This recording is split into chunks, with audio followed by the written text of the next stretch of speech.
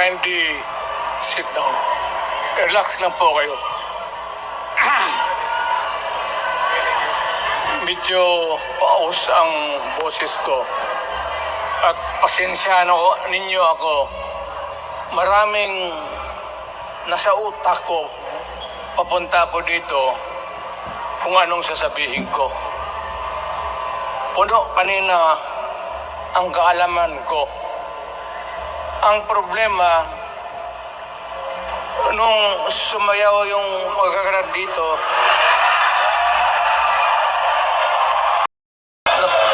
nakalimutan ko. Matanda na rin kasi ako. Ano ito? Meeting de avance? Alam mo, nung unang panahon, wala naman tayong kamuang-muang, wala naman tayong kalaban, wala namang nagagalit sa atin. Pumunta ang Espanyol at inagaw ang ating lupa, hinirang. For 400 years, nagtiis ang Pilipino, subjugated by foreigners. Then, during the American and Spanish War, natalo ang Espanyol at napunta ang ating bayan sa Amerika. Anak ng grabe ang tiis ng Pilipino, yung mga lolo natin, kung gaano na lang sila pinahirapan.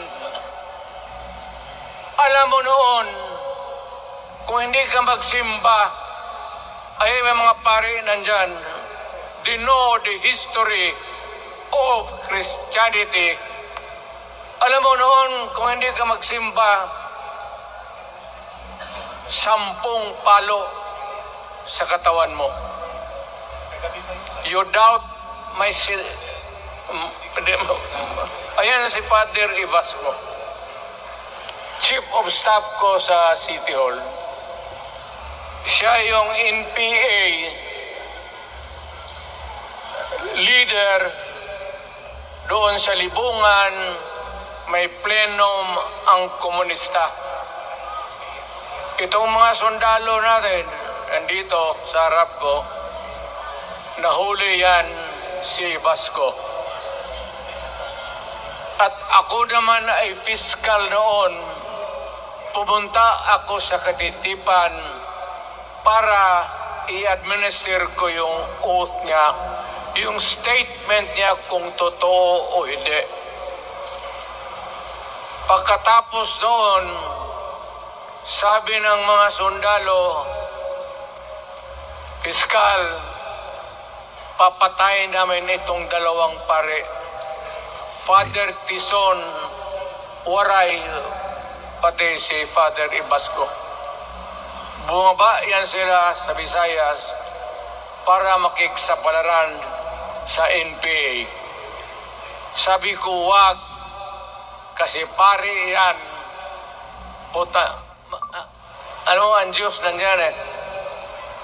Kung ito lang naman ang prinsipyo, ideolohiya,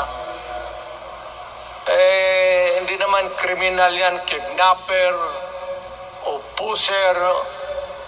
Sabi ko, kulungin na lang ninyo. So, sa matagal na panahon, sulat siya ng sulat kay Cory. Eventually, na-release yan sila lahat. Pati na ang asawa nila Quintanar, yung mga komunista, mga Esparo, nanggaling dito at naging uso sa buong Pilipinas. Yung pagpatay, wala. Barangay captain, konsehal, military, Navy, Pulis, puro may pamilya. Anak ka ng kakawalang kwenta yung ideolohiya. Kung hindi mo man lang mabinta sa mapayapa na panahon, so kinuha ko sa Chief of Staff, tapos umuwi siya sa Bohol, naging governor. Pare ito. Nandito siya ngayon, kasama tayo, at maraming salamat. You guys from other parts of the Philippines nagpunta rito para lang makipag-duyok sa Bisaya. Sumama lang sa ating, kung sabay tunong sa Tagalog, yung ating, the purpose of why we are here. Wala akong... Marami talagang nagko-comments. Maganda yon, bahay yun. Mga sahig, nandyan lahat. Lamesa, desks, chairs and everything. Wala tayong pinag-usapan na sirain yung bahay na yun. It was intended for posterity at inabot sa atin yung konstitusyon na yan. Although it was amended and modified, but it is still the fundamental law since 1935 hanggang ngayon. At what keeps in Ilocano, Bisaya, Waray, Moro, bakit tayo nagkaisa? Magkaiba ang salita natin, ang pagkain, iba. Ugali, iba. Bakit tayo andito ngayon? Dahil sa isang bahay. Yung bahay na yan, yung papel, the Constitution. Ngayon, ang Constitution is supposed to be a permanent thing. Ang batas na binigay ng Constitution sa Congress, sa lawmakers, they can make laws every day, modify, change it if they want, every week. Okay lang yan. Huwag ninyong pakialaman ang Constitution kasi yun ang bahay opisyal ng Pilipino. Anak ka ng... Bakit pumasok sa utak ninyo yung People's Initiative? Anong nakain ninyo? There's nothing wrong with the Constitution right now. The environment in the Philippines seems to be positive, okay. Wala nang problema. Araw-araw nakikita tayo. Punta Maynila, marami akong kaibigan, mga brad ko, mga classmate ko. Okay ang buhay natin. But suddenly, nandito yung People's Initiative. Alam mo, sa umpisa pa lang, nagdududa na ako. Bakit? People's Initiative manggaling sa tao. Dapat yan galing sa mga purok at doon sa barangay at doon sa DILG, ipasa nila sa syudad, sa probinsya at sa national office. Dito mga congressman,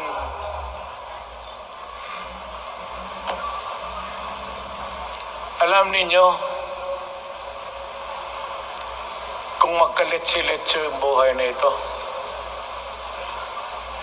sabihin ko sa military, siraan ninyo yung Congress. Magastos, nagbabayad tayo, nag-usik-usik sa kwarta. Sige pamayad para People's Initiative. So, what is the motivation? Galing ba sa puso ng tao yung pinipirma niya? Hindi yung pinipirma niyang petition para ito, kaming nagsipirma dito, pumayag na merong pagkaiba ngayon sa Constitution. Pirma lang, pati pera. Anong klase yung putang ina yun? Ganun na lang ang tingin ninyo sa Pilipino. Pagka ganon, maghiwalay-hiwalay na tayo. Kayong taga Luzon, pumunta na yan sa Mindanao, mag-declare na lang tayo ng independence separate. Bakit binababoy ninyo ang bayan natin? Ako naging presidente. Ako naging mayor. Ako naging congressman. Ang sinasabi ko sa inyo, putang ina.